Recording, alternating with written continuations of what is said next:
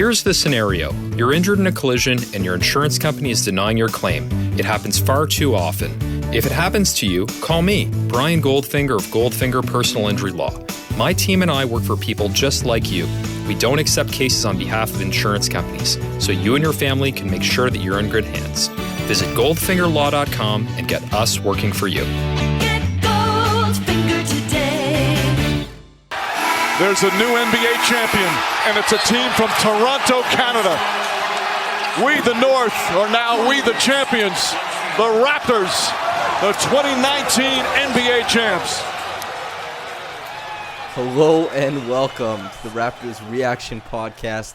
I'm your host, Samson Folk. Yes, the host that, while I have been hosting, the Raptors have yet to lose an NBA playoff series. Thank you so much for joining me in the wake of the Raptors' first ever NBA championship. This reaction podcast comes to you after Game 6 of the 2019 NBA Finals, where the Raptors beat the Golden State Warriors 114 to 110.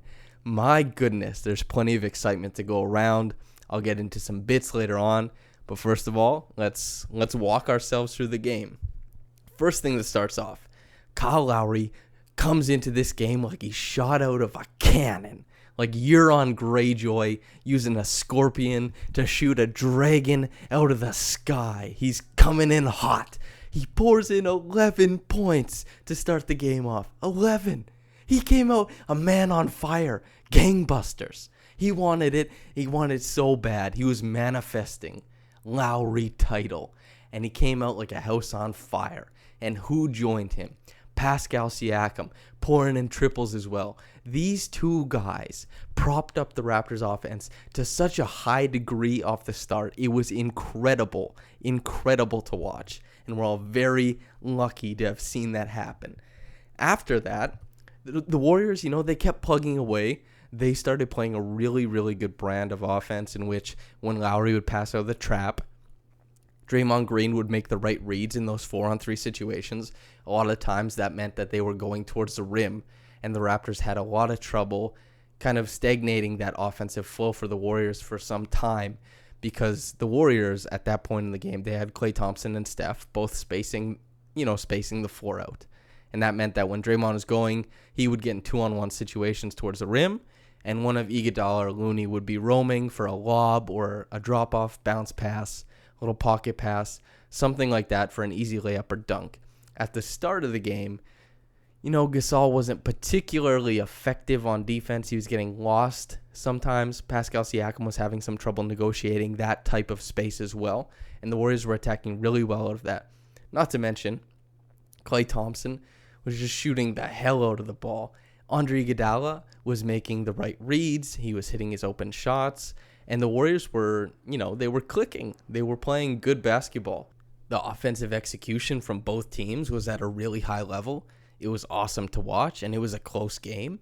I think it was 33-32 after the first quarter. Then to start the second quarter, madness ensued because neither Kawhi Leonard or Steph Curry were on the floor, and both teams were passing the ball out of bounds, crazy turnovers. The game was played at a very fast pace for a second there, and it was back and forth. Everything was going nuts, and then the Raptors, they got some semblance of themselves back in order, and it was Kawhi came back in the game. The Raptors, they went up, I think it was 43-36. It looked like they were going to break off a big run, started rolling, but Curry was back in the game as well. Iguodala hit shots. Cousins started going to the rim. Curry started hitting shots. Thompson as well. And it ended up playing out very, very close. And at that same point in time, Marc Gasol had he struggled really bad for about a 5-minute stretch. He wasn't able to negotiate any of the space on offense or defense. He was getting lost on defense, and he wasn't really adding anything on offense. And the Raptors were fighting that. They're fighting it very hard. There were a couple shots that were made by Siakam. Lowry still was going. He's still pushing the team and lifting them up. Those two players, Siakam and Lowry, big-time heroes of the first half. And the second half, there's obviously two guys who are worth mentioning, Fred VanVleet and Kawhi Leonard, but we'll get to that later. My goodness. Sorry, guys. I'm on as high a level as you guys are right now, and I'm just trying to let my flow of consciousness get out there. And my goodness, Kawhi, he kept going towards the rim at the end of the second quarter. They were putting a lot of pressure on the Warriors as far as inside the paint, and they ended up taking a 3-point lead into halftime. That was good, and that was something to look forward to. Iguodala and Cousins had combined for 18 at that point. Green and Gasol, I think, were combined for 1 point. 0 from Danny Green. He had 0 all game. And Gasol, he turned it around a little bit, especially on defense and just being the conduit on offense that he usually is. So that's worth saying. The second half started off with the third quarter, which was really Klay Thompson's quarter.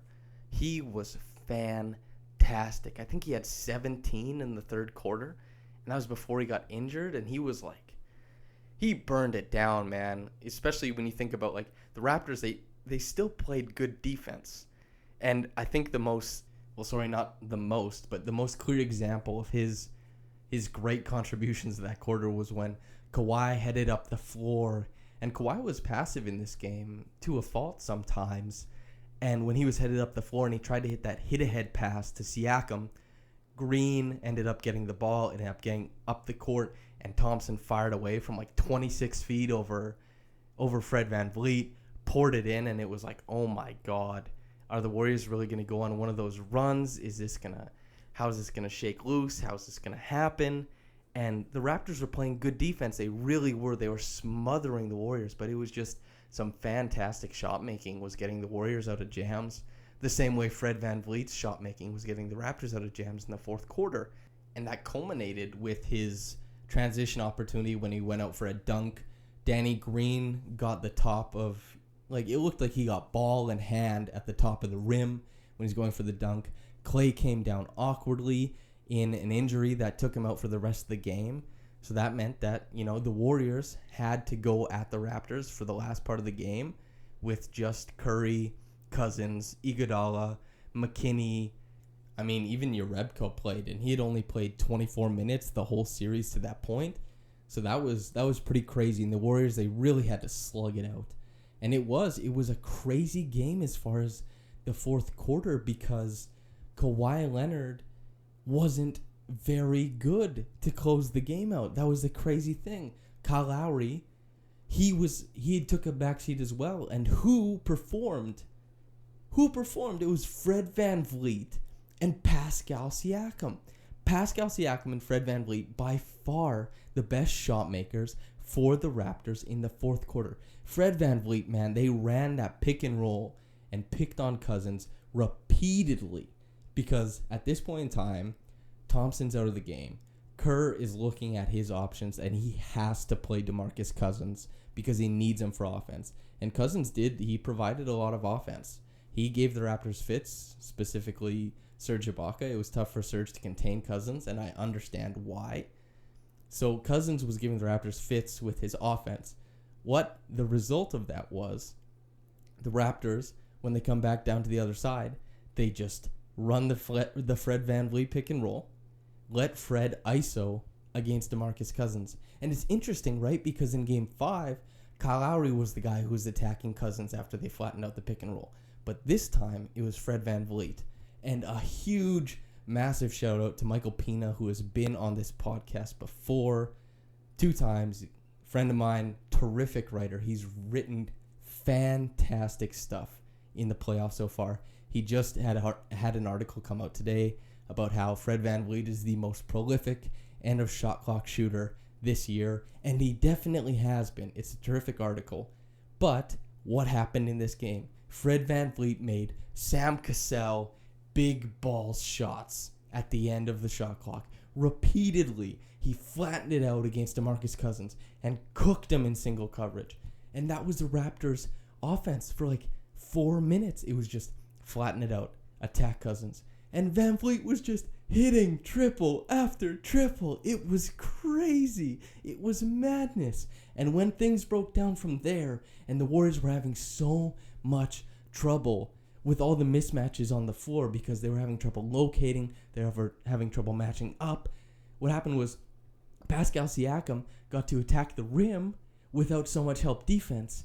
And then when the help defense was rotating late, Siakam wasn't stuck, and he made those cute, fantastic little floaters that he makes. His touch around the rim was fantastic, and he and VanVleet closed this baby out. And yes, Kawhi Leonard did actually close it out. He hit those free throws after Danny Green's massive mistake that I can't believe he made.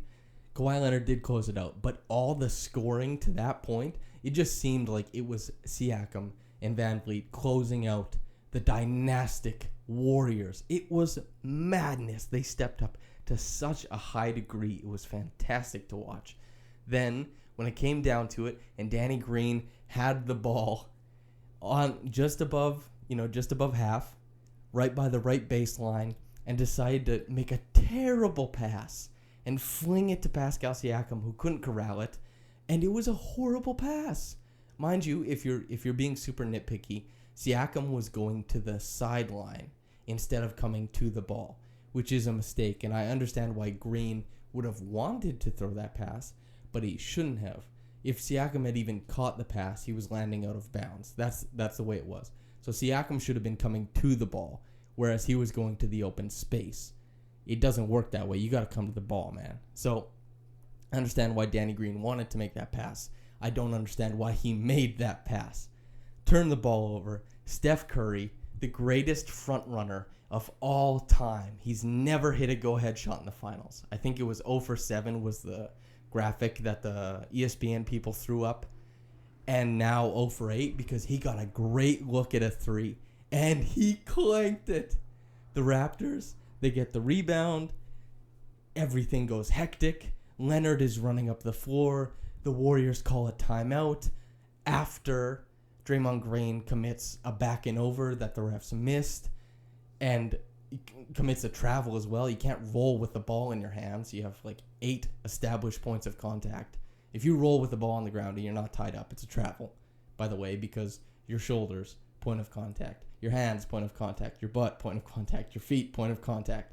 That's why you can't sit with both your feet on the ground, because that's 3 points of contact. So the Warriors, they got a technical foul because they called a timeout that they didn't have. And then that was when I realized it. I started dapping up my friends that I was watching the game with, and it was like, oh my God, the Raptors have done it. Take the foul shot. Leonard closes it out. There was some stupid refereeing that went on. I can't believe they called Iguodala for the foul when they should just let the clock run out. Anyway, everything fixed up. You guys heard what you heard at the start of the podcast. You know, it was that, "We the North is now we the championship." I know that's a terrible Mike Breen impersonation, but that's what you get right now, okay? And the Raptors, they win it. Doris Burke is talking to Adam Silver. Adam Silver's talking to the owners.